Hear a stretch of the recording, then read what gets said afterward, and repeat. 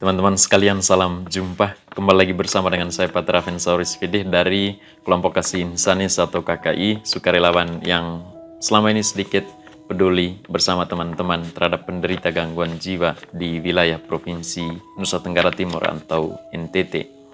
Pada Kamis 27 Agustus, ada beberapa polisi menemui saya untuk menginformasikan sekaligus berkonsultasi tentang sebuah kasus tentang laporan atas penderita gangguan jiwa yang berbuat ulah.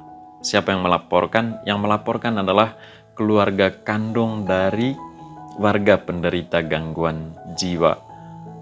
Kasusnya apa? Yakni perusakan barang rohani. Menurut cerita polisi, keluarga kandung ini melaporkan anggotanya yang buat ulah ini atas desakan umat, dan kurang lebih ada catatan diberitahu oleh umat kepada anggota keluarganya bahwa saat melaporkan, katakan bahwa dia tidak sakit, dia tidak menderita gangguan jiwa.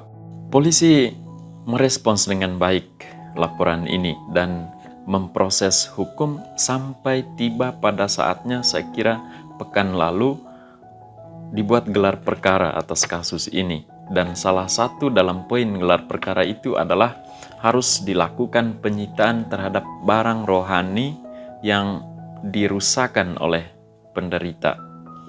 Polisi pergi mendatangi umat untuk mengatakan penyitaan itu, maksud penyitaan itu. Tetapi umat katakan, atau pemimpin umat paling bawah katakan bahwa tidak bisa atau harus persetujuan semua umat. Lalu polisi pergi ke pemimpin umat yang lebih tinggi, dan pemimpin umat katakan harus ada persetujuan semua umat. Polisi menemukan jalan buntu di sini. Bagaimana mendapatkan suatu kepastian bahwa seluruh umat itu mengatakan setuju atau tidak setuju soal penyitaan itu. Dan pertanyaannya, apakah semua umat akan setuju penyitaan? Ataukah ada umat yang mengatakan tidak setuju dan dengan demikian tidak bisa disita? Maka proses hukum tidak akan berjalan. Maka saya berikan, polisi menemukan jalan buntu terkait ini, saya berikan jalan, ini kan masalah praktis ini ya. Saya berikan jalan praktis lah, sederhana tapi mesti ditempuh dengan militan dan berani oleh polisi supaya proses ini berjalan lancar, proses hukum ini berjalan lancar agar maksud umat bahwa pelaku harus dihukum, dimasukkan dalam penjara misalnya, itu tercapai. Ya, saya tidak beritahukan kepada teman-teman terkait langkah praktis apa yang akan ditempuh oleh kepolisi. Biarkan itu menjadi rahasia saya dengan polisi, dan polisi kurang lebih berkomitmen untuk mengambil langkah ini. Tapi karena jalan yang praktis ini rupanya rumit, maka ada kecenderungan dari pihak kepolisian untuk mengadvokasi kepada umat supaya kasus ini diselesaikan dengan jalan dialog. Lalu saya tidak tahu nanti dialog antara siapa dengan siapa. Demikian juga ketika polisi menemui umat agak cenderung untuk segera menyelesaikan kasus ini dengan jalan dialog, atau katakan saja tarik lagi laporannya. Tetapi tidak berhenti di situ. Ada mungkin langkah selanjutnya, itu tidak ada dalam bayangan saya. Dan saya tidak ingin bahas tentang jalan dialog ini. Tapi saya menangkap apa maksud dari umat mendorong anggota keluarga atau keluarga kandung dari penderita ini untuk melaporkan ke kepolisian. Bukan soal dia akan dipenjara, karena penjara pun akan ada batasnya. Misalnya 1-2 tahun selesai dan dia kembali ke kampung. Yang saya rekam adalah umat setempat atau warga setempat ingin dengan proses hukum ini saudara kita ini tidak melakukan ulang lagi ulah itu. Mungkin selama ini di kampung itu ada banyak ulah yang dia lakukan, dan sekarang ulah itu mengena pada barang-barang sakral, maka mereka terdorong untuk melaporkan. Menurut saya, dia melakukan ulah berkali-kali, dilaporkan ke kepolisian berkali-kali, masuk penjara berkali-kali. Itu tidak akan membuat dia berhenti untuk melakukan ulah. Itu berarti apa? Dia sakit dan itu mesti diobati.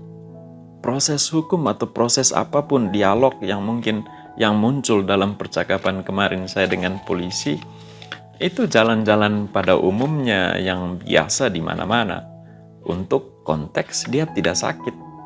Seseorang tidak sakit atau pelaku tidak sakit, tapi sekarang kan konteksnya dia sakit, keadaannya dia sakit, dia butuh obat. Hanya dengan obat, maka harapan masyarakat itu bisa tercapai, bisa direngkuh. Demikian juga soal stigma terhadap dia.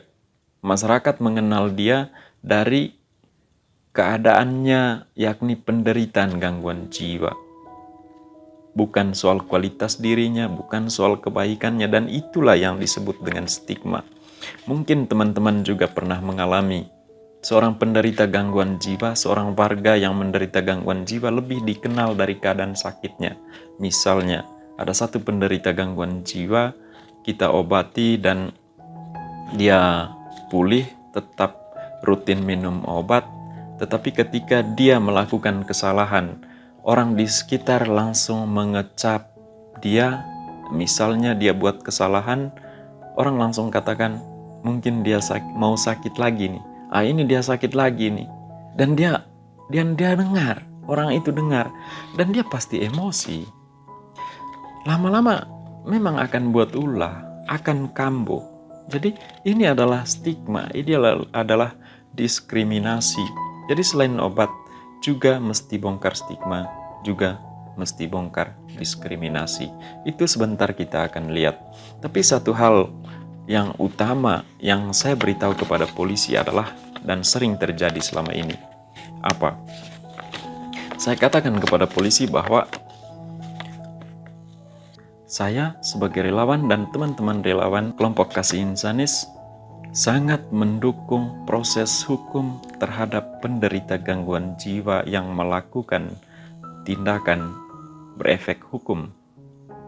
Tetapi selama ini yang saya lihat adalah ketika warga atau siapapun yang melaporkan penderita gangguan jiwa sebagai pelaku tindakan kekerasan, tindakan pembunuhan, dan lain-lain, polisi itu tampil di hadapan masalah itu dengan mengambil alih dua peran profesional. Pertama siapa? Pertama itu profesional kesehatan jiwa. Polisi katakan apa? Ketika mereka mendengar dari warga bahwa ada cerita dia keadaannya seperti ini, dia gangguan jiwa, dalam tanda kutip dia gila, polisi langsung katakan, oh ya, ini tidak bisa diproses hukum, dia gangguan jiwa. Polisi mengambil posisi atau peran psikiater. Atas dasar apa polisi katakan dia gangguan jiwa? Untuk sebuah proses hukum, mengatakan sesuatu itu memang dasarnya adalah bukti di atas kertas. Ya, bahwa dia gangguan jiwa, buktinya apa? Ini surat keterangan dari dokter ahli jiwa, surat keterangan dari psikiater. Maka ketika seorang penderita gangguan jiwa dilaporkan untuk diproses hukum, kita sangat mendukung, dan polisi wajib mengantar penderita gangguan jiwa atau pelaku itu ke psikiater untuk diperiksa guna mendapat surat keterangan kesehatannya. Dan itu valid, sah, dan legal, dan polisi harus mengurus berita acara pemeriksaannya atau BAP, dan surat keterangan kesehatan itu dilampirkan di dalam BAP untuk selanjutnya dilimpahkan ke kejaksaan, untuk selanjutnya disidangkan. Yang kedua, polisi selama ini mengambil peran profesional kehakiman. Polisi katakan ketika mendengar bahwa pelaku ini keadaannya seperti ini, menderita gangguan jiwa, dalam tanda kutip gila. Dan itu tidak benar ya, kata gila itu. Ada penjelasannya dalam video lain saya di channel Kasih Insani ini.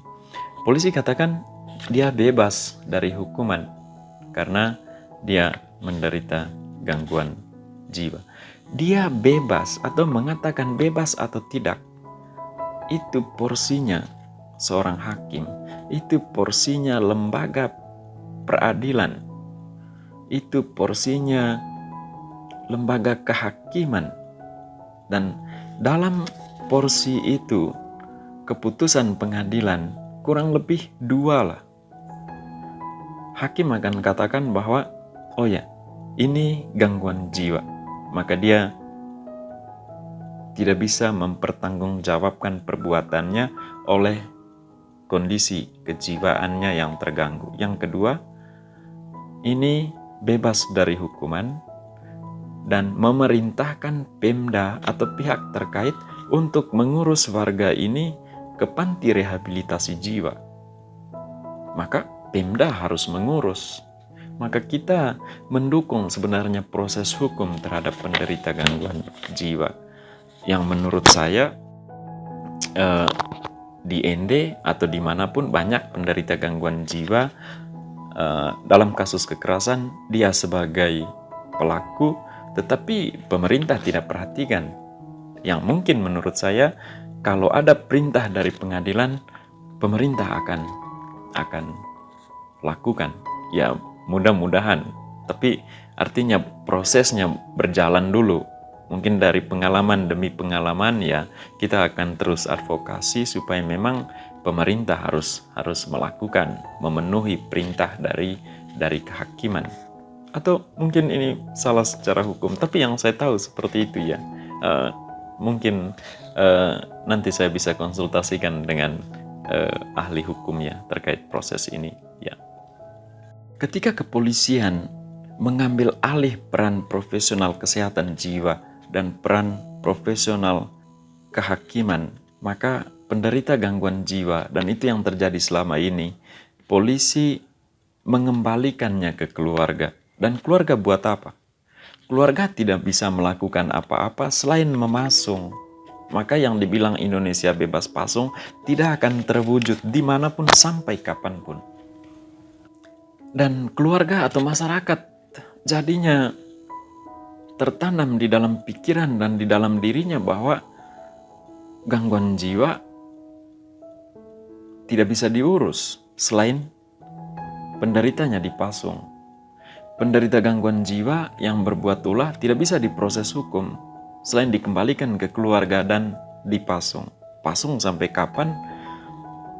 Itu terjadi di NTT, pasung bertahun-tahun sampai dia pulih. Tidak, sampai masyarakat pulih dari trauma, sampai masyarakat pulih dari diskriminasinya. Dan itu pengalaman kita selama ini. Maka kita mendorong pihak kepolisian untuk bersama-sama